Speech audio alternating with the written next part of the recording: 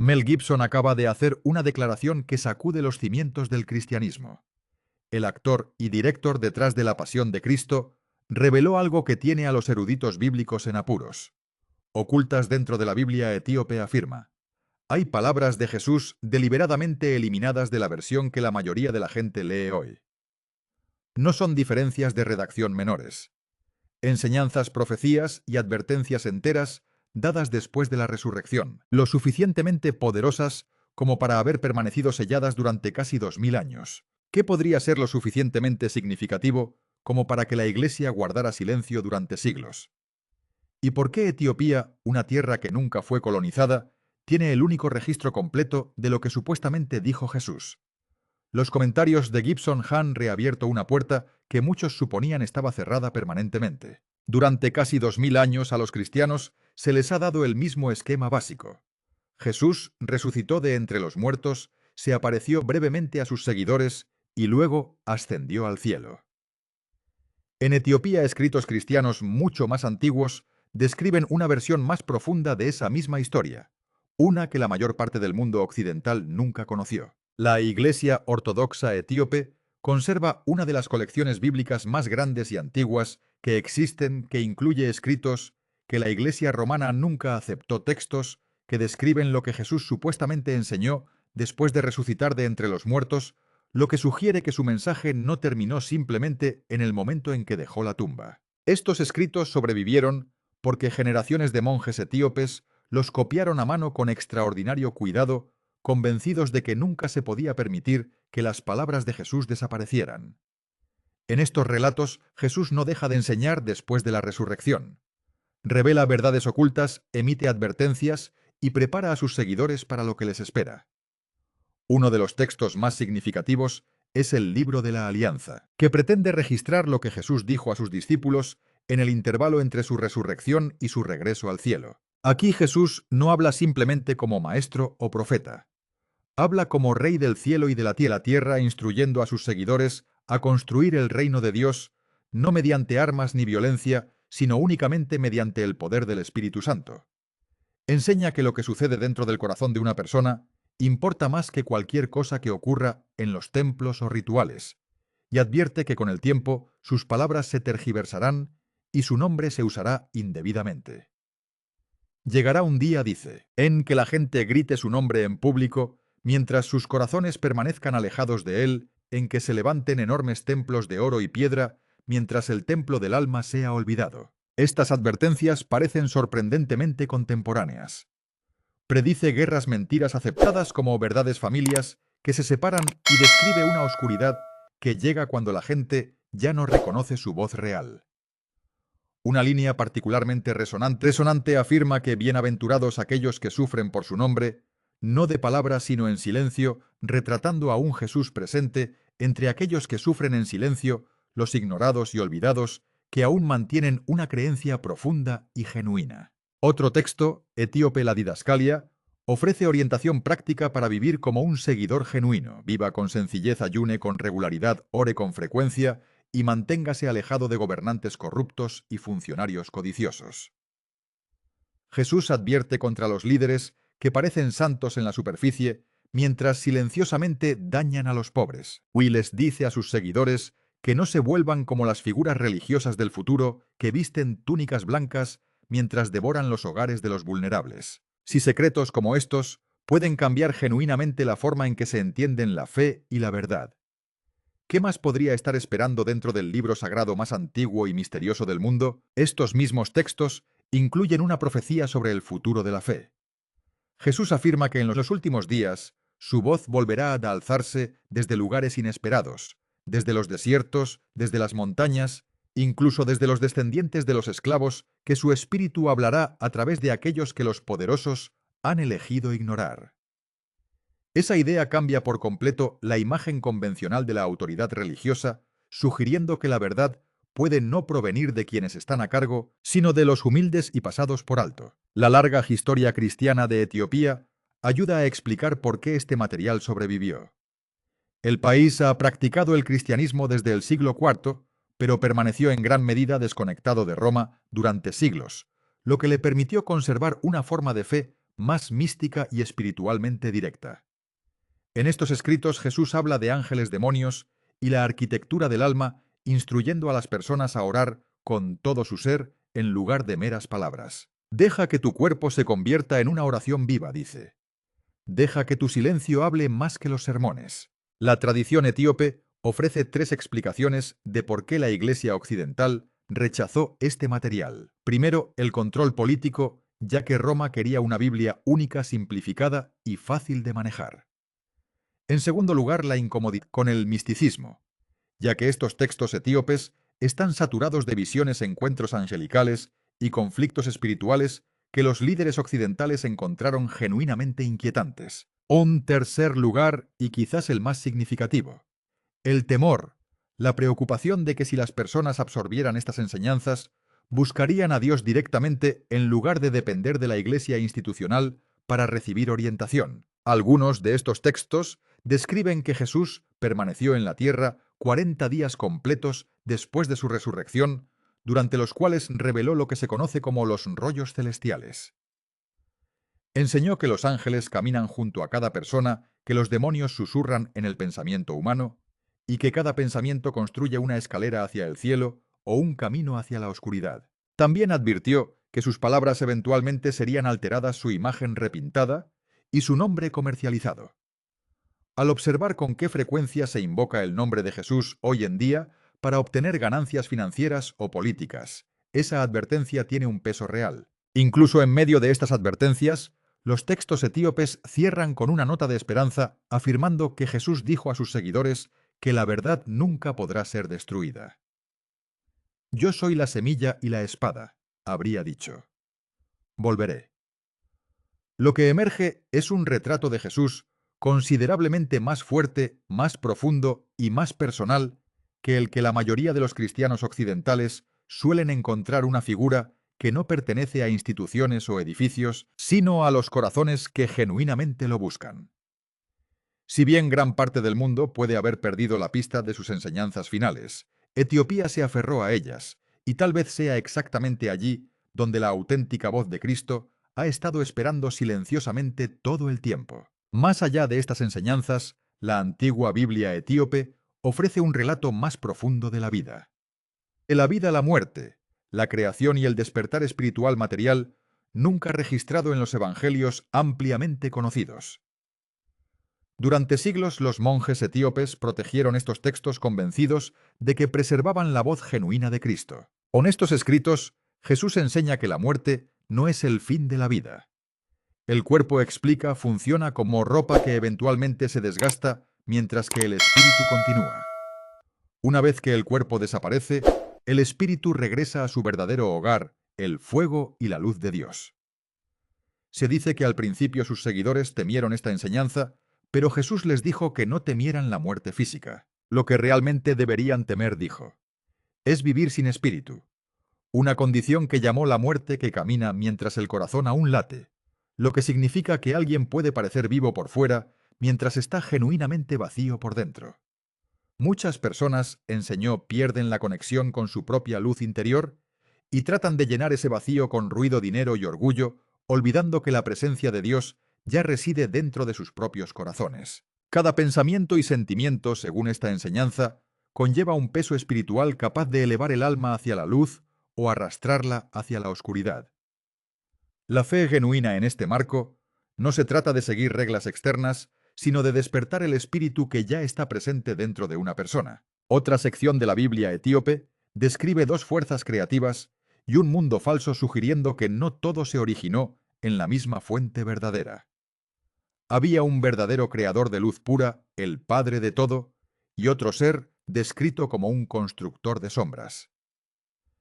Impulsado por el orgullo, este segundo ser construyó un mundo que parecía hermoso, pero que no era genuinamente de naturaleza espiritual, creyéndose el único Dios ciego a la luz mayor que existía sobre él. Ese orgullo dejó al mundo resultante una mezcla de belleza y dolor, verdad y falsedad. Jesús en este relato entró en ese mundo imperfecto, no simplemente para salvar almas del pecado, sino para ayudarlas a despertar de ese sueño falso, enseñando que la verdadera luz de Dios todavía existe dentro de todas las cosas, incluso en la oscuridad, y que el propósito de cada alma es localizar esa chispa oculta y devolverla a la luz eterna. Antes de ascender, se dice que Jesús pronunció una profecía final.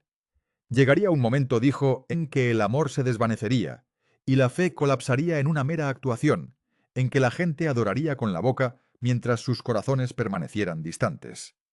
Sin embargo, en ese mismo periodo, prometió que su espíritu se levantaría nuevamente no a través de grandes templos o líderes poderosos, sino a través de la calma y los quebrantados. Mi espíritu se moverá allí donde la religión no puede llegar, dice.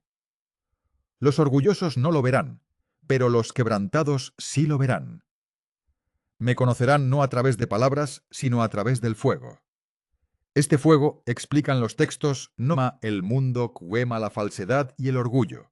El fuego del despertar que limpia el alma y abre los ojos. Según se informa, Jesús dijo que este fuego regresaría antes del fin para despertar a la humanidad nuevamente a la verdad. Una profecía que muchos creen habla directamente de una era definida por la codicia, el orgullo y la confusión, pero que también está genuinamente hambrienta de algo real. Aplicado a la actualidad, el mensaje dice claramente: se han construido dioses falsos con dinero, fama y poder, oraciones ofrecidas en templos de piedra, mientras el templo viviente dentro del corazón queda olvidado.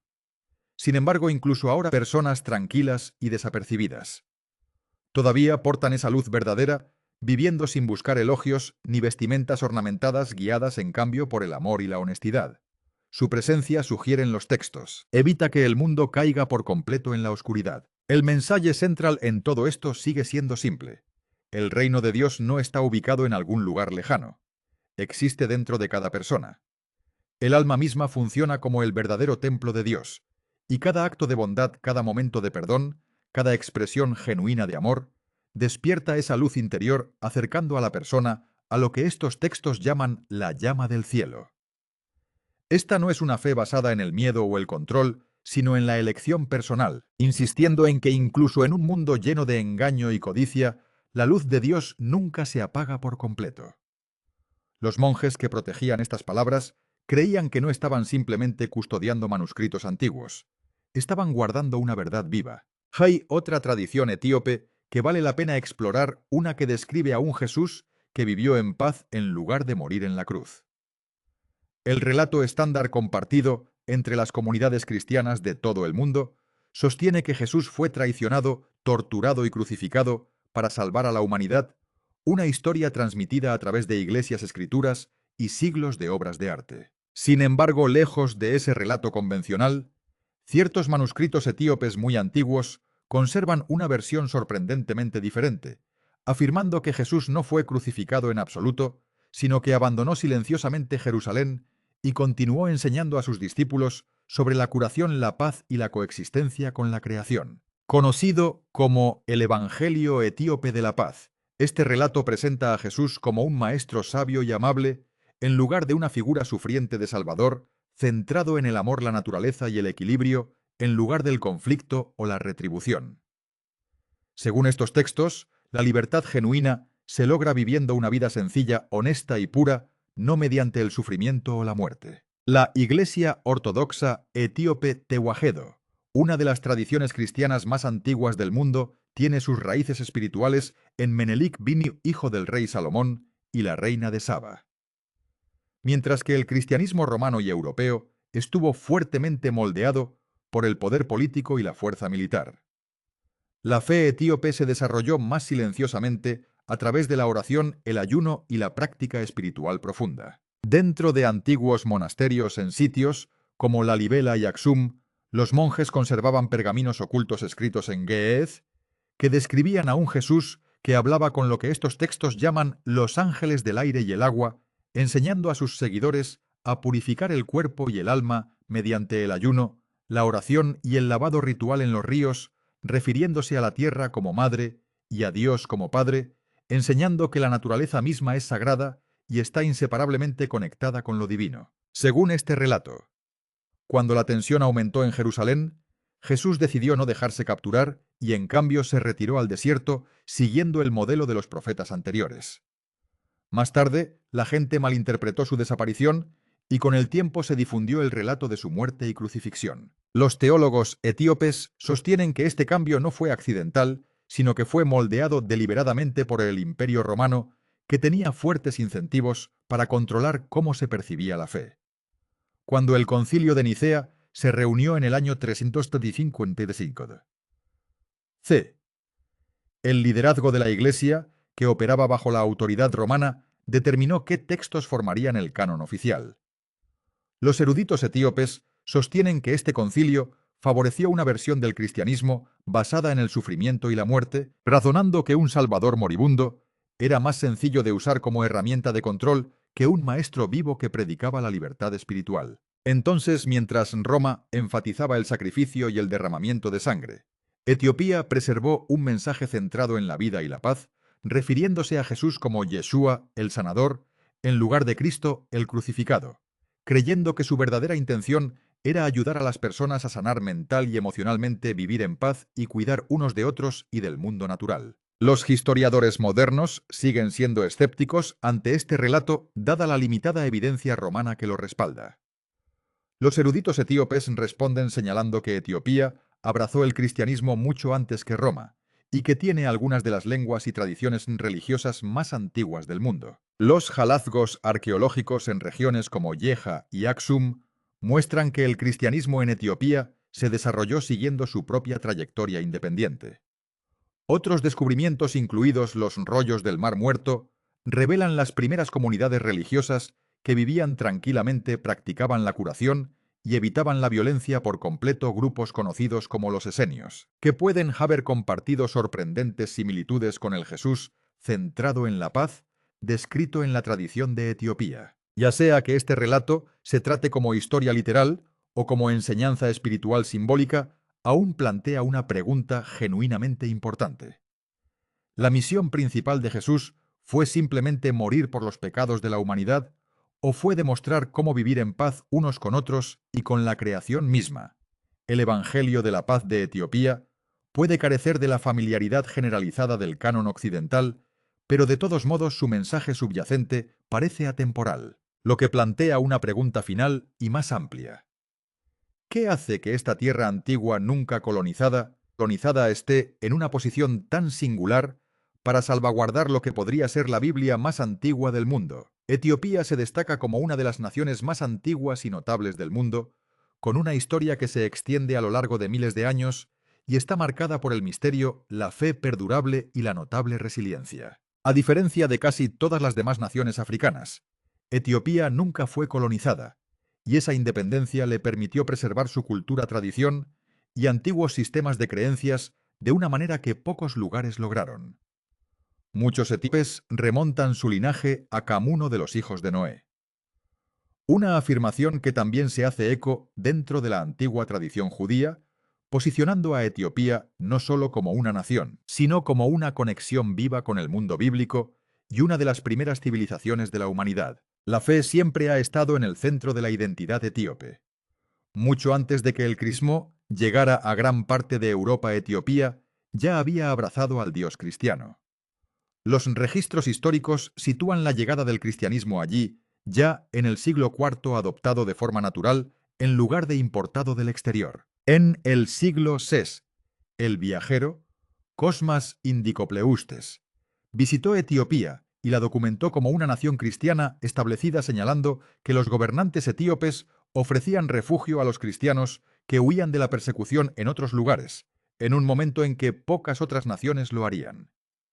Algunas comunidades etíopes han practicado esta fe continuamente durante más de 3000 años, lo que convierte a Etiopía en una de las naciones cristianas más antiguas del mundo, incluso más antigua que la propia Iglesia Católica. La Iglesia etíope también custodia una de las Biblias más antiguas y completas jamás reunidas, mientras que la Biblia King James, ampliamente utilizada, contiene 66 libros.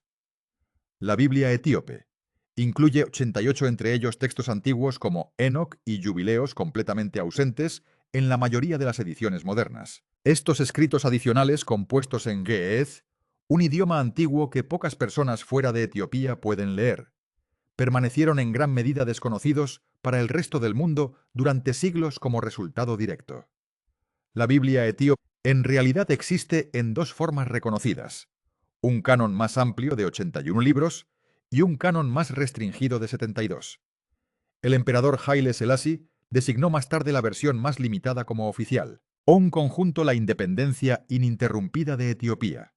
Su antigua fe y sus escrituras preservadas apuntan a una sorprendente verdad subyacente. Las raíces del cristianismo se encuentran en lo más profundo de África. Si bien la mayoría de las conversaciones sobre la historia de la Biblia se centran en Roma o Jerusalén, Etiopía guarda silenciosamente una de las tradiciones bíblicas más antiguas y completas conocidas por la humanidad.